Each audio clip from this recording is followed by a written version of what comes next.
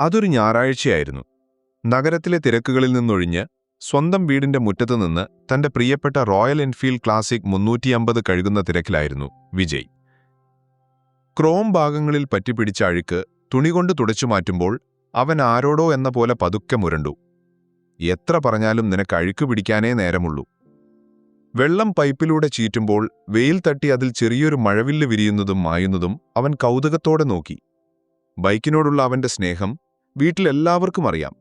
അതവന്റെ പ്രണയിനി കൂടിയായിരുന്നു. ഏട്ടാ! വീടിന്റെ ഉമ്മറത്തെ ചാരുകസേരയിൽ ചാരിയിരുന്ന് മീര വിളിച്ചു. അവളുടെ നേർത്ത ശബ്ദം അവന്റെ ചിന്തകളെ മുറിച്ചു. വിജയ് തിരിഞ്ഞു നോക്കി. എന്താടി, ഞാനിവിടെ തിരക്കിലാണെന്ന് കണ്ടില്ലേ? അവൻ ഗൗരവം നടിച്ചു. ഇങ്ങോട്ട് വാ, എനിക്ക് വിശക്കുന്നു. വിജയ് നെറ്റിച്ചുളിച്ചു. അവിടെ അടുക്കളയിൽ എല്ലാം എടുത്തു വച്ചിട്ടില്ലേ? പോയി കഴിച്ചോ, ഞാനത് കഴുകി തീർക്കട്ടെ. ഇന്നലെ രാത്രി തുടങ്ങിയ പണിയാ. മീര 2 കൈകളും അവന്റെ നേരെ നീട്ടി. നോക്ക്, മൈലാഞ്ചിയാ, ഇന്നലെ രാത്രി ഇട്ടതാ. നല്ല ചുവപ്പ് കണ്ടോ? ഇത് വെച്ച് ഞാനെങ്ങനെയാ ചോറ് വാരാൻ? ഏട്ടൻ വന്നു വാരുത്താ. അവളുടെ മൈലാഞ്ചി കൈകളിലെ കടും ചുവപ്പ് കണ്ട് വിജയ് ചിരിച്ചു. മൈലാഞ്ചിയുടെ പച്ചമണം കാട്ടിൽ അവന്റെ അടുത്തേക്ക് എത്തിയിരുന്നു. അവൻ പൈപ്പ് ഓഫാക്കി അരയിൽ തിരുകിയ തുണിയിൽ കൈ തുടച്ചുകൊണ്ട് അവളുടെ അടുത്തേക്ക് വന്നു. നിന്റെ ഒരു മൈലാഞ്ചി എന്ന് കളിയായി വഴക്കിട്ടു. ഇന്നലെ രാത്രി തുടങ്ങിയതാ ഈ ബൈക്ക് കഴുകൽ. ഇപ്പോഴാ സമയം കിട്ടിയത്. അത് മുടക്കാനായിട്ട് ഓരോ അടവുമായി വന്നോളും. മീര ചിണുങ്ങി. ഓ, ഒരു ബൈക്ക്! അതിനെ സ്നേഹിക്കുന്നത്ര എന്നെ സ്നേഹമില്ലല്ലോ. ഈ മൈലാഞ്ചി ഞാൻ ഏട്ടന് വേണ്ടിയല്ലേ ഇട്ടത്? ഏട്ടന് കാണാനല്ലേ? അത് ശരിയാ. വിജയ് അടുക്കളയിൽ നിന്ന് പ്ലേറ്റിൽ ചോറുമായി വന്ന് അവൾക്കരികിൽ ഒരു സ്റ്റൂളിലിരുന്നു. ചോറും സാമ്പാറും അവിയലും കൂടി കുഴച്ചുകൊണ്ട് അവൻ പറഞ്ഞു. ഇവൾ ഒച്ചപ്പാടുണ്ടാക്കില്ലല്ലോ. നീ അങ്ങനെയാണോ? ലോകത്തുള്ള സകല കാര്യത്തിനും പരാതി പറയും. അവൻ ഉരുട്ടിയ ചോറ് അവൾക്ക് നേരെ നീട്ടി. അവളത് വാങ്ങിക്കഴിക്കുമ്പോൾ അവൻ അവളുടെ മുഖത്തേക്ക് തന്നെ നോക്കിയിരുന്നു. എന്തൊരു സ്നേഹമാണ് ഈ പെണ്ണിന് തന്നോടെന്ന് അവൻ ഓർത്തു. അവളുടെ കണ്ണുകളിലെ പ്രണയം അവന് കാണാമായിരുന്നു. മതി മതി, നോക്കി വെള്ളമറയ്ക്കണ്ട. അവൾ കണ്ണുരുട്ടി. വേഗന്താ, നല്ല വിശപ്പുണ്ട്. ഇന്ന് ടൗണിൽ പോകണം. ബൈക്കിന്റെ കുറച്ച് സാധനങ്ങൾ വാങ്ങാനുണ്ട്. ഹെഡ്ലൈറ്റിന്റെ ബൾബ് പോയി. വേണ്ട ഏട്ടാ, ഇന്ന് പോകണ്ട. നമുക്ക് സിനിമ കാണാം. ടിവിയിൽ പുതിയ സിനിമയുണ്ട്. അവൾ കുഞ്ചി. ഓ, അതൊന്നും പറ്റില്ല. ഞാൻ പോവും. ബൾബില്ലാതെ രാത്രി ഓടിക്കാൻ പറ്റില്ല. എന്നാൽ ഞാനും വരും. ഏട്ടന്റെ കൂടെ ബൈക്കിന്റെ പുറകിലിരുന്നിട്ട് കുറേ നാളായി. ഓ, ഈ മൈലാഞ്ചിയുമായി നീ എങ്ങോട്ടാ വരുന്നത്? അടങ്ങി ഒരിടത്തിരിക്കി പെണ്ണേ. കൈ കഴുകിയിട്ട് നാളെ മുതൽ വരാം. അവളുടെ മുഖം വാടി. അത് കണ്ടവന് ചിരി വന്നു. ഈ പെണ്ണിനെ സങ്കടപ്പെടുത്താൻ എന്തെളുപ്പമാണെന്ന് അവൻ ഓർത്തു. വേണ്ട, ഞാൻ വരുന്നില്ല. ഏട്ടൻ പൊയ്ക്കോ. അവൾ മുഖം വീർപ്പിച്ചു. വിജയ് അവളുടെ താടിയിൽ പിടിച്ച് മുഖമുയർത്തി. സാരമില്ലേടി, ഞാൻ വൈകുന്നേരം നേരത്തെ വരാം. വരുമ്പോൾ നിന്റെ ഫേവറേറ്റ് ബട്ടർസ്കോച്ച് ഐസ്ക്രീം വാങ്ങിക്കൊണ്ടുവരാം. നമുക്കൊരുമിച്ച് കഴിക്കാം, പോരെ? അവളുടെ മുഖം വീണ്ടും വിടർന്നു. സത്യം? സത്യം. ഇനി വാ തുറക്ക്. അവൻ അടുത്ത ഉരുള നീട്ടി. സ്നേഹവും കളിയാക്കലുകളും പരിഭവങ്ങളും നിറഞ്ഞ അവരുടെ ദാമ്പത്യം അങ്ങനെ മനോഹരമായി മുന്നോട്ടു പോകുകയായിരുന്നു. മീരയുടെ മുഖത്തേക്ക് നോക്കിയിരിക്കുമ്പോൾ വിജയുടെ ഓർമ്മകൾ 1.5 വർഷം പിന്നിലേക്കു പോയി. കോളേജ് ലൈബ്രറിയുടെ നിശബ്ദതയിൽ വെച്ചാണ് അവളെ ആദ്യമായി കാണുന്നത്. ഒരു പുസ്തകത്തിനു വേണ്ടി തർക്കിച്ചുള്ള പരിചയം പ്രണയമായി വളരുകയായിരുന്നു. വീട്ടുകാരുടെ ചെറിയ എതിർപ്പുകൾക്കൊടുവിലായിരുന്നു ഇവരുടെ വിവാഹം. 1.5 വർഷം കഴിഞ്ഞിരിക്കുന്നു. ഓരോ ദിവസവും പ്രണയം കൂടുന്നതല്ലാതെ കുറഞ്ഞിട്ടില്ല. കഴിഞ്ഞ വർഷം അവന് ഡെങ്കിപ്പനി വന്ന ഹോസ്പിറ്റലിൽ കിടന്നത് വിജയ് ഓർക്കുന്നു. പ്ലേറ്റ്ലെറ്റ് കൗണ്ട് കുറഞ്ഞ് ജീവിതത്തിലേക്ക് തിരിച്ചു വരുമോ എന്ന് സംശയിച്ച നിമിഷങ്ങൾ. അന്ന് രാവും പകലും അവനരികിൽ അവളുണ്ടായിരുന്നു. മരുന്ന് കഴിക്കാൻ മടി കാണിക്കുമ്പോൾ കുട്ടികളോടെന്ന പോലെ വഴക്കു പറഞ്ഞും ക്ഷീണം മാറുമ്പോൾ നെറുകയിൽ ഉന്നം വച്ചും അവൾ അവനെ ശുശ്രൂഷിച്ചു. രാത്രി മുഴുവൻ ഉറങ്ങാതെ അവന്റെ കയ്യിൽ മുറുകെ പിടിച്ച് അവൾ കാവലിരുന്നു.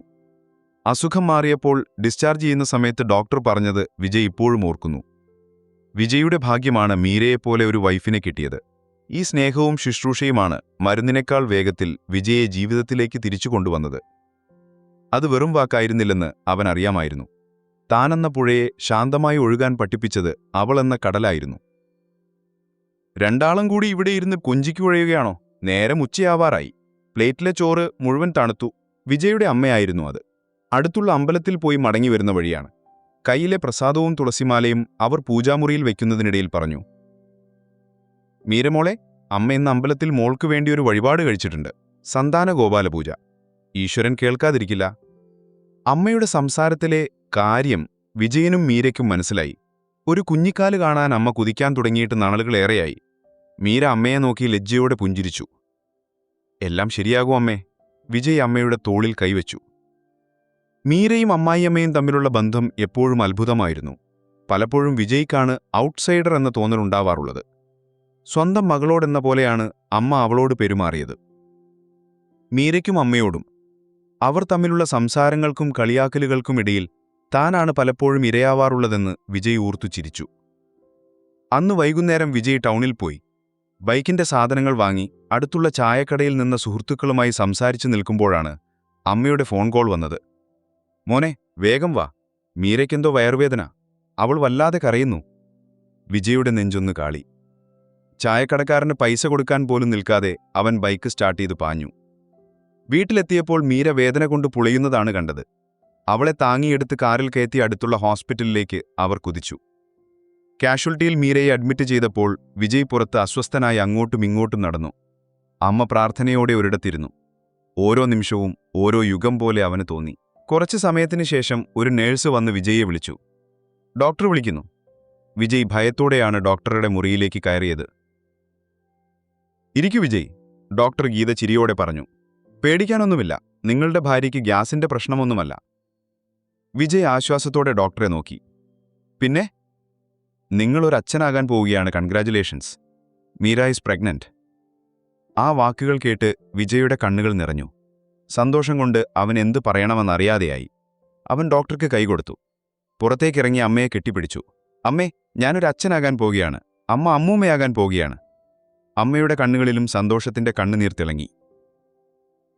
അന്ന് രാത്രി ഹോസ്പിറ്റലിൽ നിന്ന് മടങ്ങിവന്ന് വിജയുടെ നെഞ്ചിൽ തലവെച്ച് കിടക്കുകയായിരുന്നു മീര. വിജയ അവളുടെ വയറിൽ പതുക്കെ തലോടുന്നുണ്ടായിരുന്നു. ഏട്ടാ, നമുക്കൊരു മോളായിരിക്കും, മീര പതുക്കെ പറഞ്ഞു. അതെന്താ നിനക്ക് അത്ര ഉറപ്പ്? അതെനിക്കറിയാം, എന്നെപ്പോലെ സുന്ദരിയായ ഒരു മോളായിരിക്കും. നമ്മൾ അവൾക്ക് എന്ത് പേരിടും? വിജയ് ചിരിച്ചു. വേണ്ട മോളെ, ഇവളെപ്പോലൊരു വാശിക്കാരിയെ എനിക്ക് താങ്ങാൻ പറ്റില്ല. നമുക്കൊരു മകൻ മതി, വിജയ് ജൂനിയർ, എന്നെപ്പോലെ ബൈക്ക് ഓടിക്കാൻ. പോയേട്ടാ, എനിക്കെന്റെ മോളെ മതി, അവൾ അവന്റെ നെഞ്ചിൽ പിച്ചി. ശരി, മോളാണെങ്കിൽ നമ്മൾ അവൾക്ക് എന്ത് പേരിടും? വിജയ് ചോദിച്ചു. മീര കുറച്ചുനേരം ആലോചിച്ചു. ശാലിനി, എങ്ങനെയുണ്ട്? എനിക്കൊരുപാട് ഇഷ്ടമുള്ള പേരാ. വിജയ് മുഖം ഗൗരവത്തിലാക്കി. ശാലിനിയോ? വേണ്ട, അതെന്റെ പഴയ കാമുകിയുടെ പേരാ. മീര ഞെട്ടി എഴുന്നേറ്റു. എന്താ പറഞ്ഞത്? ഏട്ടന് കാമുകിയുണ്ടായിരുന്നോ? എന്നോട് ഇതുവരെ പറഞ്ഞില്ലല്ലോ. ആരായിരുന്നു അവൾ? എവിടെയാ? അവളുടെ മുഖത്തെ പിണക്കവും സംശയവും കണ്ട് വിജയ്ക്ക് ചിരി പൊട്ടി. അയ്യേ, എന്റെ മീരക്കുട്ടി പിണങ്ങിയോ? ഞാൻ ചുമ്മാ പറഞ്ഞതല്ലേടി. എനിക്ക് നീയല്ലാതെ വേറെ ആരാ? കോളേജിൽ വെച്ച് നിന്റെ പുറകെ നടന്നത് തന്നെ ധാരാളം. അവൻ അവളെ തന്നിലേക്ക് വലിച്ചടുപ്പിച്ചു. അവളുടെ നെറുകയിൽ ഉമ്മ വെച്ചു. നമുക്ക് ശാലിനി എന്ന് തന്നെ പേരിടാം. എന്റെ മീരക്കുട്ടിയുടെ ഇഷ്ടം, ശാലിനി വിജയ്. അവൾ അവന്റെ നെഞ്ചിലേക്ക് കൂടുതൽ ചേർന്ന് കിടന്നു. പുറത്ത് നിലാവ് പരന്നിരുന്നു. അവരുടെ മുറിയിൽ വരാനിരിക്കുന്ന കുഞ്ഞിനെക്കുറിച്ചുള്ള സ്വപ്നങ്ങൾ നിറഞ്ഞു. മീര ഗർഭിണിയായിട്ട് 3 മാസങ്ങൾ കഴിഞ്ഞു. ക്ഷീണവും മയക്കവുമല്ലാതെ അവൾക്ക് കാര്യമായ മറ്റ് അസ്വസ്ഥതകളൊന്നും ഉണ്ടായിരുന്നില്ല. വിജയ് അവളെ ഒരു രാജ്ഞിയെപ്പോലെയാണ് നോക്കിയിരുന്നത്. നിലത്ത് കാലുകുത്താൻ സമ്മതിക്കാതെ അവൾ പറയുന്നതിനു മുൻപേ എല്ലാം അടുത്തുകൊണ്ട് ചെന്നുകൊടുത്തു.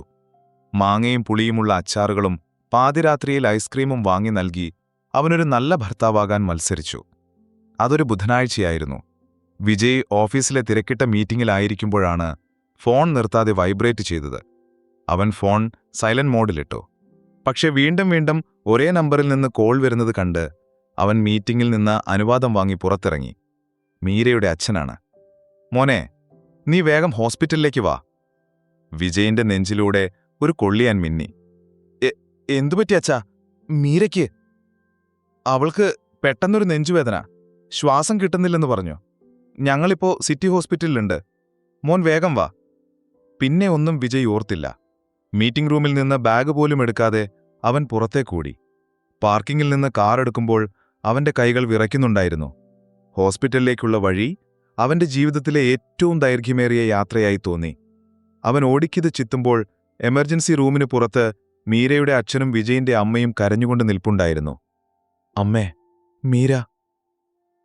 അവളെ ഐസിയുലേക്ക് മാറ്റി മോനെ, ഡോക്ടർമാർ നോക്കുന്നുണ്ട്. അമ്മ അവന്റെ കയ്യിൽ മുറുകെ പിടിച്ചു. കുറച്ചു സമയത്തിനു ശേഷം ഡോക്ടർ വിജയിനെ മാത്രം മുറിയിലേക്ക് വിളിപ്പിച്ചു.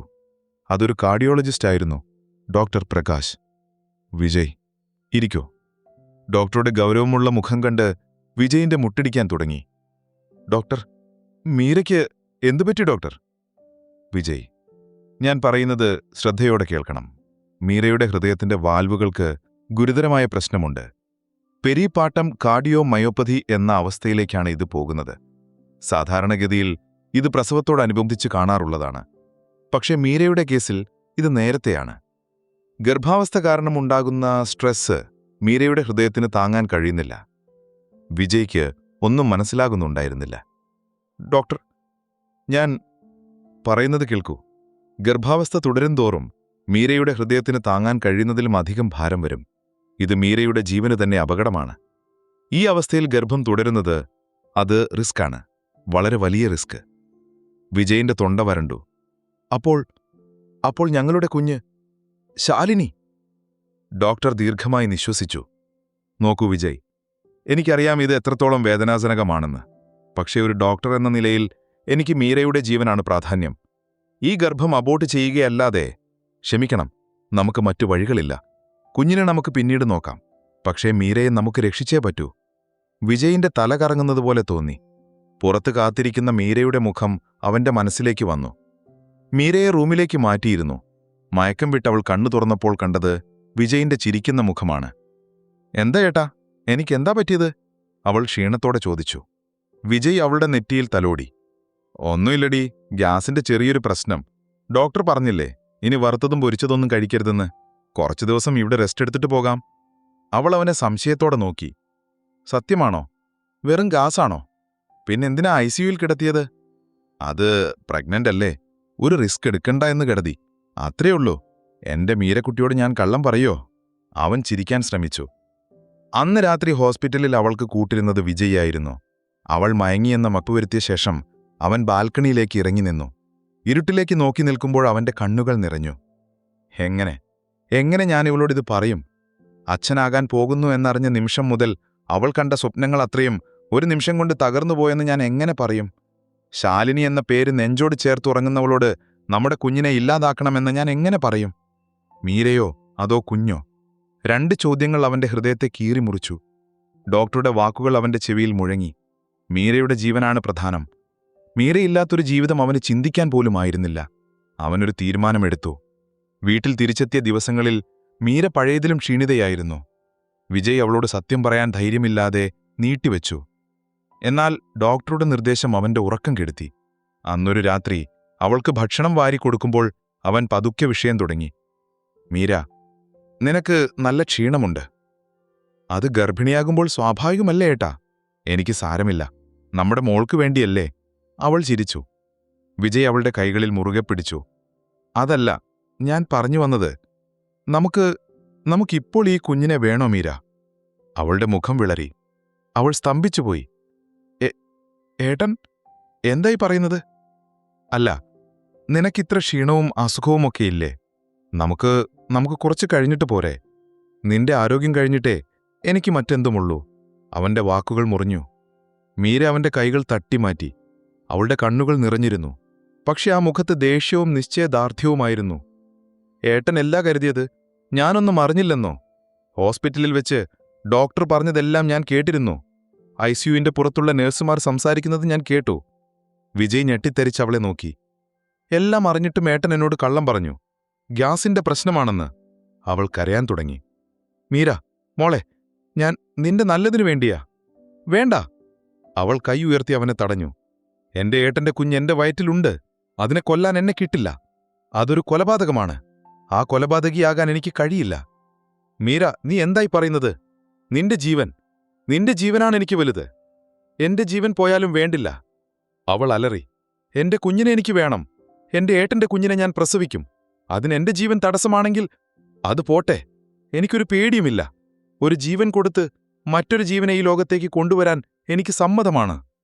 അവളുടെ വാക്കുകളിലെ ഉറപ്പ് വിജയിനെ നിശബ്ദനാക്കി. സ്നേഹവിധിയായ, വാശിയുള്ള, സന്തോഷവതിയായ തന്റെ ഭാര്യ മാതൃത്വത്തിനു മുന്നിൽ സ്വന്തം ജീവൻ പോലും തൃണവൽഗണിക്കുന്നത് അവൻ അവിശ്വസനീയമായി നോക്കി നിന്നു. തുടർന്നുള്ള മാസങ്ങൾ നിശബ്ദമായ കാത്തിരിപ്പിന്റേതായിരുന്നു. മീരയുടെ തീരുമാനം മാറ്റാൻ ആർക്കും കഴിഞ്ഞില്ല. വിജയന്റെ അമ്മയും മീരയുടെ അച്ഛനും കരഞ്ഞപേക്ഷിച്ചു നോക്കി. പക്ഷേ അവൾ പാറ പോലെ ഉറച്ചുനിന്നു. അവളുടെ അസുഖത്തിന്റെ ഗൗരവം അവൾ പൂർണ്ണമായി മനസ്സിലാക്കിയിരുന്നു. ഓരോ ദിവസവും മരണത്തിലേക്കാണ് താൻ നടക്കുന്നതെന്ന് അവൾക്കറിയാമായിരുന്നു. അതുകൊണ്ടുതന്നെ അവൾ വിജയനെ മുമ്പത്തേക്കാൾ അധികം സ്നേഹിച്ചു. ഓരോ നിമിഷവും അവനോട് ചേർന്നിരിക്കാൻ അവൾ ആഗ്രഹിച്ചു. അവരുടെ സ്നേഹപ്രകടനങ്ങൾക്ക് സങ്കടത്തിന്റെ ഒരു ചുവപ്പ് രാശി കലർന്നിരുന്നു. ഏട്ടൻ എന്തിനാ ഇങ്ങനെ വിഷമിക്കുന്നത്? അവൾ അവന്റെ മുടിയിഴകളിൽ തലോടിക്കൊണ്ട് ചോദിക്കും. നമ്മുടെ മോള് വരുമ്പോൾ ഏട്ടൻ സന്തോഷിക്കണം. എനിക്ക് പകരം അവൾ ഉണ്ടാകുമല്ലോ ഏട്ടന്, എന്നെപ്പോലെ ഏട്ടനെ സ്നേഹിക്കാൻ. വിജയ് മറുപടി പറയാതെ അവളെ കൂടുതൽ തന്നിലേക്ക് ചേർത്തുപിടിക്കും. അനിവാര്യമായ ആ ദുരന്തത്തിലേക്കുള്ള കൗണ്ട് ഡൗൺ ആരംഭിച്ചിരുന്നു. അവൻ എല്ലാ ദിവസവും ദൈവത്തോട് രഹസ്യമായി പ്രാർത്ഥിച്ചു, ഒരത്ഭുതം സംഭവിക്കണേയെന്ന്. പ്രസവവേദന തുടങ്ങിയത് അപ്രതീക്ഷിതമായിട്ടായിരുന്നു. 9ാം മാസം തുടങ്ങിയിട്ടേ ഉണ്ടായിരുന്നുള്ളൂ. വിജയ് ഉടൻ തന്നെ മീരയെ ഹോസ്പിറ്റലിൽ അഡ്മിറ്റ് ചെയ്തു. ഡോക്ടർമാർ അവളുടെ അവസ്ഥയുടെ ഗൗരവം കാരണം അതീവ ജാഗ്രതയിലായിരുന്നു. ഒരു വലിയ മെഡിക്കൽ ടീം തന്നെ അവൾക്കായി തയ്യാറെടുത്തു നിന്നു.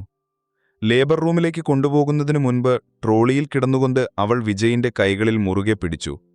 അവളുടെ മുഖം ക്ഷീണിച്ചിരുന്നെങ്കിലും ആ കണ്ണുകളിൽ ഒരു പ്രത്യേക ശാന്തതയുണ്ടായിരുന്നു. ഏട്ടാ, അവൾ പതുക്കെ വിളിച്ചു. എന്താടി? അവന്റെ ശബ്ദമിടറി. എനിക്ക് പേടിയൊന്നുമില്ല. ഏട്ടന്റെ മുഖം കണ്ടില്ലേ? ഇങ്ങനെയാണോ എന്നെ യാത്രയാക്കുന്നത്? അവൾ ചിരിക്കാൻ ശ്രമിച്ചു. ഞാൻ ഇല്ലാതായാൽ ഏട്ടൻ വേറെ പെണ്ണ് കിട്ടുമോ? ആ ചോദ്യം വിജയന്റെ നെഞ്ചിൽ തറച്ചു. നീ എന്തൊക്കെയാ മീരയി പറയുന്നത്? അങ്ങനെയൊന്നും സംഭവിക്കില്ല. ഇല്ല ഏട്ടൻ, സത്യം പറ, എനിക്കറിയണം.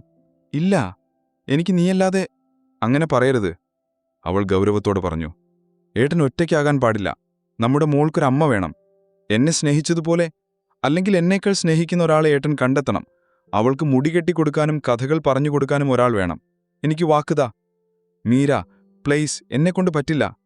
വാക്കുതാ ഏട്ടാ, ഇല്ലെങ്കിൽ ഞാൻ സമാധാനത്തോടെ പോകില്ല, അവൾ നിർബന്ധിച്ചു.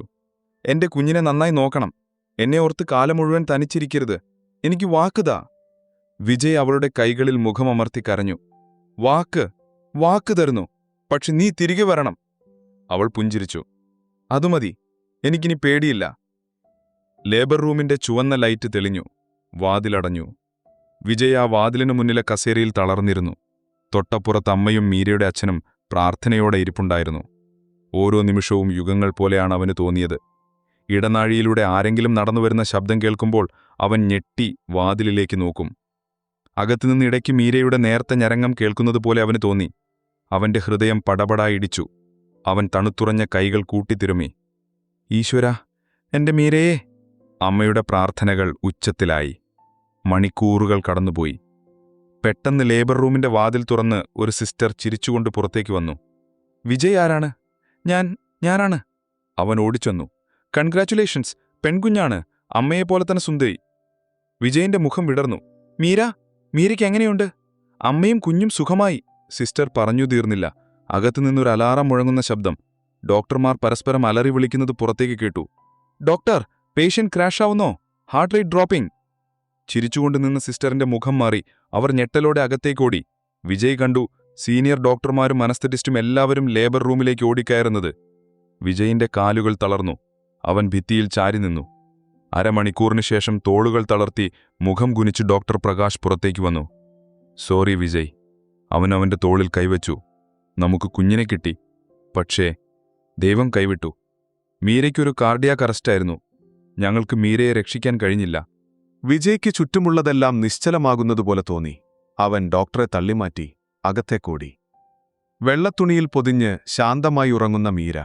അപ്പോഴും അവളുടെ മുഖത്ത് ആ പുഞ്ചിരി മാഞ്ഞിരുന്നില്ല. മീര! അവൻ അവളുടെ ദേഹത്തേക്ക് വീണ് അലറിക്കരഞ്ഞു. എന്നെ വിട്ടു പോകല്ലടി, കണ്ണു തുറക്ക്. മീര, നോക്ക്, കണ്ണു തുറന്നു നോക്ക്, നമ്മുടെ മോളെ നോക്ക്. സിസ്റ്റർമാർ കുഞ്ഞിനെ അവന്റെ അടുത്തേക്ക് കൊണ്ടുവന്നു. ആ പിഞ്ചുകുഞ്ഞ് അപ്പോഴും കണ്ണുകൾ തുറന്നിരുന്നില്ല. നീയില്ലാതെ ഞാൻ എങ്ങനെയാടി? ഇവളെ ഞാൻ ഒറ്റയ്ക്കെങ്ങനെ? അവന്റെ വിലാപം ആ ഹോസ്പിറ്റൽ ചുവരുകളിൽ തട്ടിനിന്നു. അവൻ മീരയുടെ തണുത്ത കൈകളിൽ ചുംബിച്ചു. മീരയുടെ മൃതദേഹവും കുഞ്ഞുമായി അവർ വീട്ടിലേക്ക് മടങ്ങി. ആംബുലൻസിന്റെ പിൻസീറ്റിൽ ലോകം അവസാനിച്ച ഒരുവനെപ്പോലെ വിജയിരുന്നു. ഒരു കൈയിൽ നേർത്ത തുണിയിൽ പൊതിഞ്ഞ തന്റെ ജീവന്റെ തുടിപ്പുള്ള മകളെ അവൻ നെഞ്ചോട് ചേർത്തു പിടിച്ചു. മറുപടി പറയാൻ കഴിയാത്ത ലോകത്തേക്ക് യാത്രയായ തന്റെ മീരയുടെ തണുത്തുറഞ്ഞ നെറ്റിയിൽ മറുകൈകൊണ്ടവൻ തലോടിക്കൊണ്ടിരുന്നു. ആംബുലൻസിന്റെ സൈറൻ ശബ്ദം അവന്റെ കാതുകളിൽ തുളച്ചുകയറുന്നുണ്ടായിരുന്നു. ഓരോ നിമിഷവും അവന് യുഗങ്ങളായി തോന്നി. അവന്റെ മനസ്സ് മരവിച്ചിരുന്നു. കണ്ണുനീർ വറ്റിപ്പോയിരുന്നു. നീ എന്നോട് വാക്ക് വാങ്ങിയില്ലടി. എന്നെക്കൊണ്ട് വാക്ക് പറയിച്ചില്ലേ? എന്നിട്ട് എന്നെ ഒറ്റയ്ക്കാക്കി നീ പോയില്ലേ? നമ്മുടെ ശാലിനി, ഇവളെ ഒരു നോക്ക് കാണാൻ പോലും നിൽക്കാതെ. ഈ യാത്രയിലും നീ എന്നേക്കാൾ ഒരുപാട് മുന്നേ പോയി. അവൻ കുഞ്ഞിന്റെ മുഖത്തേക്ക് നോക്കി. അമ്മയുടെ ചൂടെന്തെന്നറിയാത്ത ആ പിഞ്ചു ശരീരം അവന്റെ നെഞ്ചിലെ ചൂടേറ്റ് കിടന്നു. അവന്റെ ഹൃദയം ഒരു പിടച്ചിലോടെ നിലവിളിച്ചു. എന്തിനാടി നീ എന്നോട് ഈ ചതി ചെയ്തത്? നിനക്ക് ഞാനില്ലാതെ പറ്റില്ലെന്ന് പറഞ്ഞതല്ലേ? എന്നിട്ട്? അവന്റെ കണ്ണുനീർ കുഞ്ഞിന്റെ നെറ്റിയിൽ ഇട്ടുവീണു. ആ തണുപ്പിൽ അവൾ ചെറുതായൊന്ന് ഞരങ്ങി, പിന്നെയും നിദ്രയിലാണ്ടു. ആ നേർത്ത അനക്കം മാത്രം അവന്റെ തകർന്ന ഹൃദയത്തെ ഭൂമിയിൽ പിടിച്ചു നിർത്തി.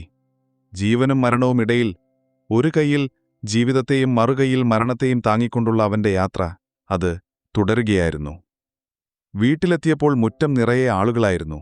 ബന്ധുക്കളുടെയും നാട്ടുകാരുടെയും ഇടയിലൂടെ മീരയുടെ വെള്ളത്തുണിയിൽ പൊതിഞ്ഞ ശരീരവും വഹിച്ച് അവർ നടന്നു. മുറ്റത്തെ മാവിന്റെ ചുവട്ടിൽ അവൾ എന്നും ഇരിക്കാൻ ആഗ്രഹിച്ച സ്ഥലത്ത് അവളെ കിടത്തി.